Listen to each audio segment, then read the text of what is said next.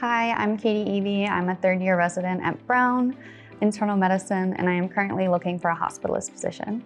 And I'm Zain Alfanik. I'm one of the chief residents in the IM department at Brown as well, and I'm also looking for a hospitalist position. Hi, I'm Tammy Lederer, Chief Human Resources Officer for Brown Physicians. Hi, Tammy. Hi. So Zain and I are applying for jobs, and we have a lot of questions about things that we're going to be experiencing throughout this process, and we were hoping that you might be able to help us with them. I'll do my best. Yeah, thank you. I think we're at a bit of a different place in where we're at with kind of the application process and the contract negotiation, but I think just covering in general some financial questions that we're gonna come up against, I think will be very helpful as well. Okay, great. To start off with, I think from what I've noticed so far from the application process, a lot of folks are kind of giving us a base salary and basically coming at it from like this is not necessarily a very negotiable salary. So I'm trying to figure out some other ways that I can kind of negotiate with the employer and get potentially like some sign-on bonus or like some support with my loans. What are some suggestions that you would have for that? Well, a lot of companies now do have sign-on bonuses and they do have loan repayment. I know in my experience, you have to work for the company for 6 months before you're eligible for loan repayment. And they usually have a set amount each year that they pay down on the principal. So that's really a good question when you're interviewing to find out what the policies are. You can even ask for copies of their policies when you're interviewing. And they should be willing to share them. They should be very transparent with you and all the questions that you have when you're interviewing. Sometimes it's not just straight base salary. There's the incentives built in with the work RVUs and that sort of thing. And there are many different payment models. So it's really something you have to pay attention to. To negotiate, you have to understand what your value is. Do you have a niche with what you do? Or do they have such a need for the type of physician that you are in that area?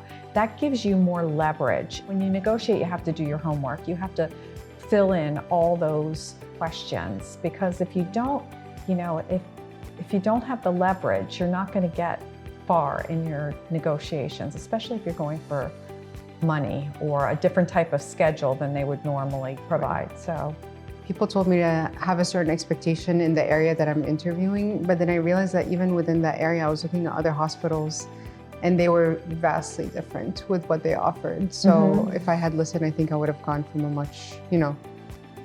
much less appealing, I guess, contractor position. If you are getting a job at a place that not only offers a relocation bonus, yet the relocation, you live in the same state where the job is, can you ask for an amount from them to kind of equal what they would give another employee who has to move for the job? You can always ask. We can always ask. You can always ask.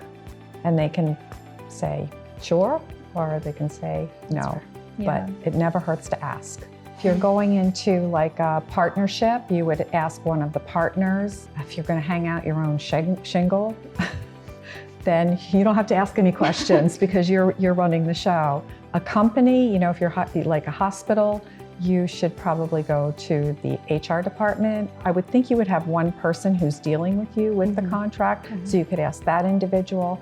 And then you always have the option to use internal resources where you are. I would not have actually thought to ask HR because at least from my experience so far, it's been dealing with the head of hospitalist, for example, or the kind of the head of the department. And I always thought that the negotiations would go through them. So it's helpful for me to hear that you can actually talk to HR about that as well. As I've done my resident talks, I've gotten the residents afterwards, because I always hand out my card. They'll send me a copy of their contract to say, do you see any red flags in this? Is there anything I should be concerned about? So yeah. I know a lot of places the salary is non-negotiable, but the bonuses can be. A lot of them are set up so that you don't actually get the bonus until you start or until you start orientation or something like that. And for us, especially if you have to move, it can be really hard trying to financially plan for that. So a lot of times they can kind of work around that. You don't get the bonuses until you're there in person and figure out a way to get you at least partially some of the bonus to help with those kinds of expenses. No, that's a great idea. That's a great idea. There have been instances, in my experience, where the physician, you really want to hire the physician, but they don't have money for the relocation. So they sign loan paperwork with the company agreeing to pay it back within a certain period of time. And it could be with the bonus that they get, say, after they're there for 6 months, but I've seen that happen. I know that only certain hospitals and therefore certain jobs qualify for PSLF. So what in certain positions that are not PSLF eligible, how do we figure out if the difference in what we could be saving on student loans is, I guess, equivalent in the difference in salary? That's a really good question. It's not an easy one to answer because it's really just doing the math and what you would have been eligible for, and it might even differ state by state. The one thing that I've been trying to use, and it's by no means perfect, is the Federal Student Aid Calculator online. There's like a loan simulator / repayment simulator, and it kind of tells you over the course of the year how much you're going to accumulate if you do PSLF versus like trying to pay it back yourself. Okay, that's awesome. That's good to know. But it doesn't, like, it needs to take into account like how much your salary increases per year. And I was like, I have no idea, some of these things at this point, but it has some average at least, so you can. Okay. It's a good resource to use. It's a good resource to use. Thank you. I appreciate it. Yeah. And then I'm reaching a point right now where I have a few offers, and I was trying to figure out, like, is it bad form or is it appropriate to kind of negotiate with multiple people at the same time? Can I utilize one offer to negotiate like a higher salary or like more benefits with another employer? Everybody focuses, and I get it, you focus on the salary, and benefits are very important, retirement, what the contributions are. But a company's culture is so important. Yeah. And you know how you guys go between the two hospitals here, right, and you feel the difference in the culture between Miriam and Rhode Island Hospital. You want a culture that's going to really align with you, your values, and it's, in my mind, I know it's hard when you're paying back student loans and you have all that debt, but the culture, in a lot of ways, it's just as important as those other things. Yeah, no, I completely agree. And I think that's a little bit difficult to assess, I think, when you're just interviewing for like a short bit of time with people. But it's, trying to talk to as many people as we can, as we said. Yeah. So I would encourage you, make a list, go prepared, write it down, the things that you want to know, the things that are important to you, and try and find out as much as you can about the company that you're interviewing with. Talk to other physicians that work there. If you're having dinner with them, how long have you been here? How do you find the culture? What's it like year to year with your pay? Do you get increases? You can ask them too, the people who are interviewing you. A lot of it's now happening virtually. Just COVID came and it kind of changed the way we interview candidates for positions, but it could be in person, and you should always prepare for that interview. Don't just wing it. Learn as much as you can about the organization. Sometimes when you go, you're nervous when you're interviewing, and if you just take a portfolio and you have your questions down, you won't miss something that's important to you that you forgot to ask. Ask about the work-life balance if that's important for you. If you have a family at home, that's important. If you have kids at home, what's the work-life balance for you? I'd ask my peer, the physicians that you're talking to who currently work there. Don't negotiate in an interview. You're going in to present yourself to them. When you get the offer, that's your sweet spot. You know that they want you, and that's when you have the most leverage. That's when you negotiate. I tried to prepare and look up some things about the people I was meeting with and the organization, but it took me by surprise because I met with it was a recruiter, but she was explicitly with the hospital. It wasn't an external recruiter, and she was asking me about my proudest moment and my hardest moment. I was not expecting it to really So even these things that are more standardized, I was not prepared to be answering some of these kinds of questions. Lots of times, a lot of recruiters now, have you ever heard of behavioral interviewing? Yes. Yeah, so that's really good for you guys. Well, for residencies. Yeah, no, that's really, that's when you get somebody to describe their behaviors, they're predictive of future behaviors, and it's a very popular way. A lot of people are doing behavioral interviewing. Based on where you're applying, the interview can change too. Like one of the interviews I did in Atlanta, because they have a pretty large homeless population and uninsured population. Yeah. The questions were catered around that, you know, do you have a lot of experience treating uninsured patients? And in the past, you know, if you have a patient come in with this wound and no insurance and no primary care, like things like that. So I think knowing the area that you're going into is just as important, like the city or location, to help prepare for interviews Yeah, too. the community That's so demographics, very important. Yeah. Do you have recommendations for dress code for interviews? Because I feel like I never know, should I be wearing a blazer? Should I not wear a blazer? Things have become much more relaxed, I think, over the years. I would look my best. Okay. You know, I'd probably wear a blazer. Okay. Thanks. You can always take it off, right? Yeah. To make yourself look more casual, but at least that first, you know, the first impression. Can you speak maybe a little bit more about like the expectation of the steps? Because what's happened so far for me, at least, like I've gotten a verbal offer and maybe like a very summarized offer via email, but not a contract. They were asking me like, do you accept this offer at this point? Yeah. So then I wasn't sure if that was kind of a binding thing if I said yes. You know, you haven't seen the terms of your employment yet. Right. So I would probably say I'd like to review the contract that I'll be signing first. And I mean, because that's where it really, I mean, that's when you learn a lot about your position. And generally it includes either as an exhibit or in the body of the contract, what your effort is and how you're going to be compensated. And it summarizes the whole deal. And I think you want the whole picture before you accept.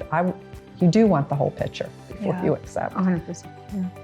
You could maybe use it as like a framework though. So if you see something that is like obviously not what you're looking for, you can kind of use that and just say, you know, what you're offering right now does not sound like this is what I'm kind of looking for. Right. And it's like pre-contract negotiation, right? Yeah. In preparation for the application process, is there any documentation that you think that we should try to get together before starting to look for potential employers? I think the CV is important, but the cover letter is maybe even a little bit more important because it's what can differentiate you from other candidates because you tell your story in your cover letter. And I think one thing that I've also noticed, and I don't know if you had similar experience, but like if I emailed people directly, that was definitely the highest percentage of response back. Yeah. As opposed to like looking through, even if they had a position on their website that they offered and it was open, that was definitely not as high of a response rate. And I have physicians that email me directly when they're looking for a job, and that, you know, it could be for any of the divisions where, you know, they might not even be looking for physicians, but saying, I just want you to have my information. I'm really vested in living in this area. You know, I have family there, or my spouse has family there, or my spouse is going to be going to school there, and they make the connection. I always pass it along. I always share it with the divisions and let them know. And it's played out well for some of the docs who just, you know, the jobs aren't even advertised, but they would really like to be at that spot. So I actually think that I've reached out to a few positions that they weren't advertising any openings, but they had some. yeah, It seems like a lot of times they like hiring from within or through word of mouth and referral. Yeah. So I think definitely sending emails to anywhere you're interested in is a good idea. Yeah. When we're applying initially, I know like knee jerk is just to send the CV and kind of be done with it. But it sounds like a cover letter is really important to include. Okay. And then I know you recommended that we have other people review the contract. One of the lawyers I had spoken with about contract review quoted $7.50 an hour, which is not really affordable on a resident's salary. Do you have any other recommendations for peers or anybody, admin, that would be able to help us with contract review, especially because the language is so foreign to us? I'm available. You could go to someone in HR to look at it. I mean, we do see physician contracts, and with BPI, with all the different affiliates, we see different affiliate contracts. GME offices throughout your institution may be able to offer resources to help you better understand your contract, internal resources. Awesome. That's helpful to know. Yeah. And then I guess, are there any resources about just the language in a contract? It's very different from how you and I converse normally, and it was really hard trying to decipher what each line in certain sections meant. I guess it's legal jargon, but do you have any advice or resources about how we can kind of better understand the contracts? I think going back to that GME office, Okay. or if you would talk to a lawyer or go to, your HR, your Human Resources Department, where you are, either the healthcare facility or the physician group HR office, to get support to helping to understand. Okay, awesome, thank you. And I don't know if you've seen this, Katie, but are there, like, one thing that I had heard about, and I'm not sure that we will actually deal with it as hospitalists as much, but like non-compete clauses. Oh yeah, differ state to state. Okay. So Rhode Island doesn't have a non-compete, but other states do, and it would restrict you from becoming reemployed within a certain geographic area of where you're currently working. So if you are going out of state to work, that is something that you should understand or learn, what the rules are around non-compete, what the law is around non-compete, where you're going to work. Okay, and that goes by state, not institution? Goes by state. Okay. Yeah. Good to know.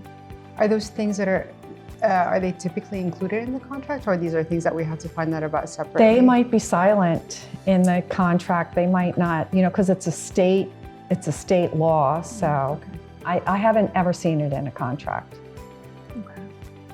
And then are there certain things that we should look out for, red flags or green flags or benefits that we should definitely make sure are included in the contract? Well, you want to know what your pay is going to be. You want to understand how your salary is going to grow moving forward. You want to know what your pay is based on, whether it's straight salary, whether there are work RVUs involved in that. But benefits are really important, and they can be expensive depending on how the company has that structured with what the employee or the physician copay would be and what the company provides. Retirement is another big one. When you're younger, you don't really think about it, but companies do matches, some do pure employer contributions. So a match is when you contribute so much and the company contributes a portion of that, like a percent of what you're contributing, like it could be up to 4% or 2%. Other companies have a pure employer contribution, which means you don't have to contribute anything. The company's putting that in your retirement. And you should know what the vesting time frame is. Because if you're working and the vesting in that retirement plan that the company's contributing to is 3 years and you leave at 2.5 years, you're going to lose the money that the company put into the account for you. Got it. So even if, let's say, like they start to give you a contribution from your first year, the vesting could still Be very 3 okay. years, Okay. so the money's not really yours until 3 years. Got it. Okay. And there's sometimes an hour requirement, so you might have to work 1,000 hours in a given year. So if you start like in October, November of the year, you're not going to be eligible until the following year because you have to work 1,000 hours to get the contribution. Okay. It's okay to go to the HR office or call the HR staff at, a rep at the company that you're considering to get granular with them, to have them explain it all to you. That happens, so I actually feel might do you that, should do yeah. it. Yeah. The goal is to Yeah. get as much information as you can about Yeah. the company that you're entertaining for employment. Yeah, because what I've Pull seen back so far, all the layers. one exactly, and each one of them is so different. Yeah. And just kind of understanding like the benefits of each is not as straightforward as I thought it was going to be. Yeah. But I guess just to put it simply, like a straight contribution is a better benefit than a match contribution if it was higher, I'm assuming. Right. If it's a good sized contribution. If it's a good size contribution. Yeah. Okay. What does the timeline for this process look like? Like how long after applying should we expect them to reach out and offer interviews, and what, how many interviews typically happen, and how long until we're at the step where My we're reviewing a contract? personal opinion is that it should move fairly quickly, Okay. especially if you're a desirable candidate.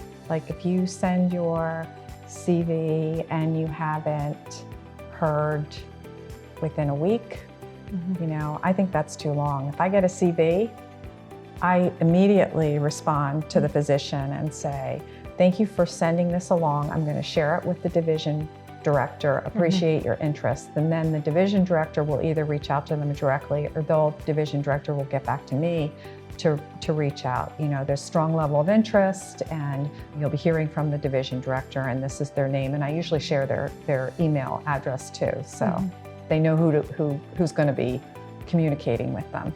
Okay. So I guess if the process happens pretty quickly from the time that you apply, how do you kind of balance applying to multiple places and juggling kind of multiple offers at the same time? Like, how long can I tell a potential employer to, give me time to do other interviews or kind of, I think that, if you have the offer or you don't have the offer? Yeah, You're you have an offer, but you've gotten it from several places. Or you have an offer from the first place you interview, but you have several other interviews kind of lined up.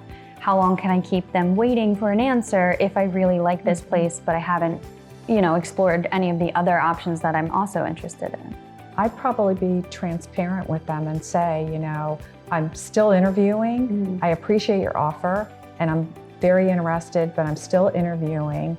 And is it okay if I get back to you in this amount of time? Okay. Is there like an average time frame, or like is a month too long to ask? As an employer, I probably wouldn't want to wait a month. Okay. Because I could have somebody else that would be like, maybe not first choice, but second choice. Okay. And the employer doesn't want to lose that other person, It's tricky. That's tricky. Yeah. Okay. It is tricky, and honestly, it's a very relevant question because some employers definitely move at a lot faster Yes, they speed do. than other They do. employers. So yeah, They do. It's not an uncommon position to be in. But if you ask, if you can have some time to think about it, that you are interviewing, that employer should be transparent with you in what's important to them. Like would really like you to make your decision within the next 48 hours, or the next week. When I was going through the process, I remember being so scared because I had no idea what I was talking about, what I should be asking for, things like that. One of the things I actually did, I talked to one of my co-residents, and they told me about their contract and a lot of the good things, and then some of the things that they weren't so thrilled about. And I kind of used that as comparison. Do you have advice about approaching contract negotiations? Like, should residents feel empowered to ask questions and ask for certain things, even if it's not initially included in the contract? It never hurts to ask. And if you read something and you're confused by it, ask for clarification, or use those resources that we talked about earlier, the GME office, HR, a lawyer. Peel back all the layers, turn over all the stones. You want to know as much as you can about what they're offering you, what's written in the contract for you, and what the organization is like, its culture. Look your best, toot your horn, Yeah. why you're the candidate they should pick. Yeah. Okay. Tammy, thank you so much. This is very, very helpful and honestly very timely right now with the process. Definitely. We appreciate all of your help. You're very welcome.